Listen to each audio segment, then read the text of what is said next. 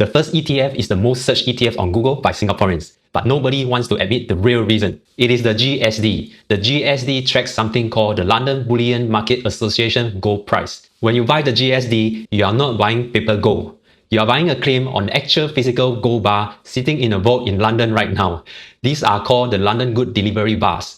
Each one weighs about 12.4 kilograms. That's roughly as heavy as carrying home a bag of 10 kg jasmine rice and 2 liters of milk from Sheng Siong. So why are people so interested in gold? Gold is one of the oldest stores of value on the planet. When currency weakens, especially the US dollar, gold holds its value.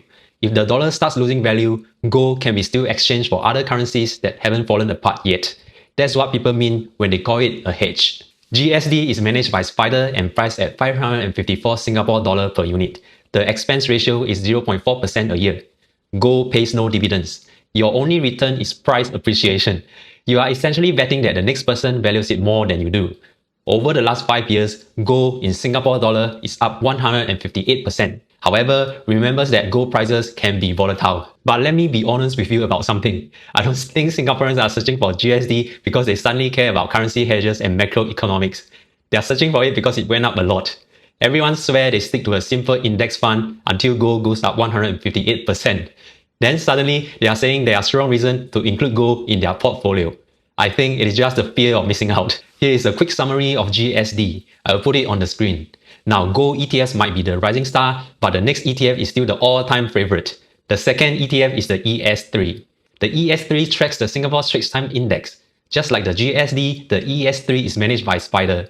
This fund launched in 2002, back when I was still playing in secondary school. Yeah, I'm sure everyone knows about ES3 already, but before you skip, hear me out. I dig into the top 6 reasons why people actually invest in the ES3. And I'm willing to bet that the last reason is the one most Singaporeans don't want to admit. Reason 1, diversification. Singaporeans want to reduce exposure from the US, and ES3 invests in the 30 biggest Singapore companies with just one ETF. Reason 2, no currency conversion. Every time you buy a foreign ETF, you are paying fees to convert Singapore dollar to the US dollar going in, and again coming out. With the ES3, you stay in Singapore dollar the whole time. Reason 3, no withholding tax. Foreign stocks can take 15% to 30% of your dividends before money reaches you. You pay no withholding tax with the ES3. Reason 4, no US estate tax. If you pass away holding more than 60,000 in US investments, the IRS can take up to 40% from your family. Singapore assets don't have that problem. Reason 5, no currency risk. When the US dollar weakens, your S&P 500 return shrinks in Singapore dollar terms, even if the stocks did well. ES3 keeps your money in Singapore dollar the whole time. Reason 6, dividends. This is one Singaporeans don't want to admit. They will tell you that they own ES3 for all the reasons I mentioned above. But I think the real reason is that the ES3 pays out 3.5% in dividends. The S&P 500 only pays out just over 1%, even though its total returns have been higher. It is built into the Singaporeans' culture. There's something deeply satisfying about receiving money in your hands. ES3 is listed right here on the Singapore Stocks Exchange. For Singapore stocks, Moomoo is more attractive than interactive brokers. Here is why. In the first year, Moomoo's commission is completely free, although there's a tiny platform fee of 0.03% with a minimum of 99 cents per trade. After the first year, commission becomes 0.03% with a minimum 99 cents. So you are looking at least $1.98 per trade. Compare that to internet brokers at 0.08% with a minimum $2.50. Moomoo is just cheaper for Singapore stocks. But what is the point of saving fees if your money is not safe? If you want an extra peace of mind, Moomoo has CDP linkage, meaning your shares are registered directly under your name. Their commission is only $4.99 minimum, compare that to traditional banks at $25. If you sign up by scanning this QR code or use the link in the description, you could get up to $1,200 in rewards, which includes $100 of Nvidia shares you won't get anywhere else. Just follow the steps on the screen and enter my special code to get yours. I may earn a small commission at no extra cost to you. Thank you so much for helping my channel. Alright, here's a quick summary. I'll show it on the screen. Now, the ES3 might be Singapore's all-time favorite STI ETF. But the third ETF on our list really raises my curiosity. The third ETF is the G3B. Just like the ES3, it tracks the STI index. Launched in 2009, this ETF is managed by Amova. Two things really caught my eye. First, the cost. G3B's expense ratio is 0.24% a year. ES3 is at 0.28. Sounds like nothing, right? If you invested $1,000 a month at 8% returns over 30 years, ES3 will have cost you $78,000. G3B will have cost you $67,000. That's $11,000 in your pocket just by switching funds. Do note that this is for illustration only and doesn't include trading fees and spreads. Second, the fund size. G3B is a smaller fund, and smaller funds means wider bid-ask spreads. Right now, G3B spread is about 0.18% compared to ES3 0.04%. On a $10,000 trade, that's $18 in spread for the G3B versus just $4 for the ES3. So here's my question. ES3 has a higher fee, G3B has a higher spread. Which one actually makes you more money? I ran the numbers. Assuming you invest $300 a month at 8% return over 30 years, ES3 will return you $425,000. G3B $428,000. G3B wins by $3,000. Do note that this number doesn't account for selling spreads. Therefore, the difference is negligible. G3B is priced at $5 per share. You can grab it right here on the SGX. Alright, quick summary. Pause the video if you need to. Now, what if I tell you that there's another ETF from the same manager, but this one compounds your return even if you forget it exists? The fourth ETF is the GAB. If you have watched my previous video, you will know that I'm a big fan of accumulating ETFs. If you haven't, please watch them. I put the links in the description. And the GAB is exactly that. It is the accumulating version of the G3B. Instead of paying dividends into your broker account, it automatically reinvests them back into the fund. If you want to know which one I ended up choosing for my own portfolio and the specific reason that makes sense for my situation, stick around until the end. Alright, here's a quick summary. I will show it on the screen. Now, the next ETF is a completely different asset class from gold and stocks. And Singaporeans really love this one. The fifth ETF is the CLR. CLR tracks the Morningstar Singapore REITs Yield Focus Index. It is run by Lion Global and was launched in 2017. Now, for beginners, REITs stands for Real Estate Investment Trust. Think of them as companies that own income-producing properties, industrial buildings, retail malls, offices, hotels, hospitals. Instead of you buying the entire building, you buy a small piece of many buildings through one ETF.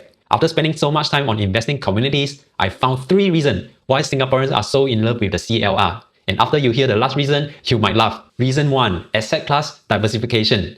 Singaporeans believe that REITs behave differently from stocks and bonds. Adding CLR gives you a third asset class that moves on its own, and it helps to smooth out bumps when the markets gets rough.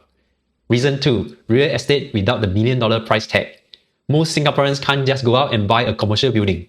With the CLR, you can own a piece of all of them for the price of a few shares. Reason 3. If there's only one reason why Singaporeans love the CLR, this is the one. Singapore REITs are famous for its high and consistent payout, and the CLR specifically picks the ones that pay the most. At the time of recording, CLR is paying 5.5% in dividends, more than ES3 at 3.5% and the S&P at just over 1%.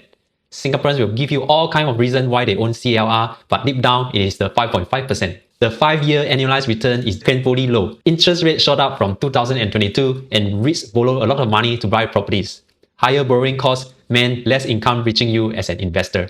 But here's where it gets interesting. Over the last 1 year, CLR bounced back with a 18.4% total return.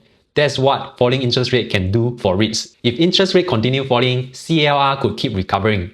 But with everything that's happening globally right now, do you think the recovery is real or just a dead cat bounce? CLR is priced at 80 cents and you can buy it on Moomoo. If you want to know if I'm investing in CLR, stick to the end of the video. Alright, here's a quick summary. I'll show it on the screen. And finally, that brings us to the fourth asset class on today's list. Singaporeans in their 40s to 60s love this one. The sixth ETF is the A35. The A35 tracks the iBoxx ABF Singapore Index, a basket of bonds issued by the Singapore government. The fund is run by Amova and was launched in 2005. I spent years reading about asset class allocation, and these are the 2 biggest reasons why Singaporeans in their 40s to 60s love the A35. Reason 1. Capital preservation. Bonds don't crash like stocks. If you have money that you cannot afford to lose, whether for retirement or a big purchase coming up, A35 keeps it safe. Reason 2. Steady income. A35 pays more than a savings account. The A35 pays 2.4% a year. For Singaporeans who need a predictable cash flow on top of their CPF payout, this fills that gap nicely. A35 is priced at $1.01 per share and listed on SGX via Moomoo. Here's a complete summary table. Pause this video if you need to. So there you have it, the 6 Singapore ETFs Singaporeans cannot live without. What about me? Before I share what I personally buy, I want to be upfront about something. Everything I'm about to share is based entirely on my own situation, my goals, and my own risk tolerance. It is not recommended for you to do the same. I'm not here to tell you what to buy, I'm here to show you how I think, so you can make a better decision for yourself. Let's start with gold. When I think about investing for decades, stocks are the better bet for me, and it's not even close. Company grows and expand, gold does none of that. As far as I can tell, gold's return mostly come from fear and sentiment. From people simply deciding it is worth more today than yesterday. That's it. The way I see it, gold is like insurance, not a wealth builder. In fact, my understanding is that the expected long-term return of gold is zero. Personally, I don't invest in the GSD right now. Am I wrong? Tell me in the comments. Now, REITs, I will be honest with you. I don't fully understand REITs, the debt structures, the lease agreement, and property cycles. If I can't explain it well enough to a friend, I probably shouldn't put my money into it. My broad index fund already include real estate, so I'm not missing out completely. I'm also at a stage where I want to grow my wealth first. When I retire and need income, I will simply sell my broad index fund in stages, giving me full control over how much I withdraw and when.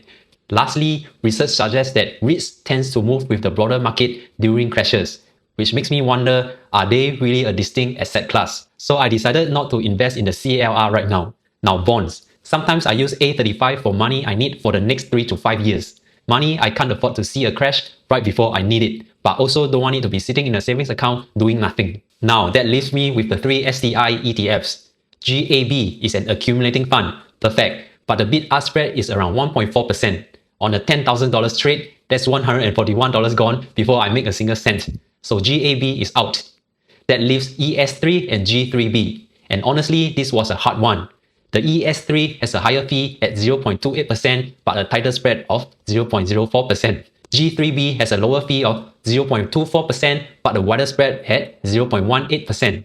As I showed you earlier, the difference is negligible. There's no clear right answer here. It is like choosing between chicken rice and duck rice. Your own goal might point you to a different direction. But wait, there are 2 more things you need to know. First, I mentioned earlier why I use Moomoo over interactive brokers to buy Singapore stocks. If you sign up using my link in the description, you can get attractive cash and gift bonuses. Second, buying the right ETF means nothing if you are making beginner mistakes. In my next video, I will cover my most important lesson I learned after 8 years of investing. Subscribe now because you really don't want to miss this one. I will see you in the next one.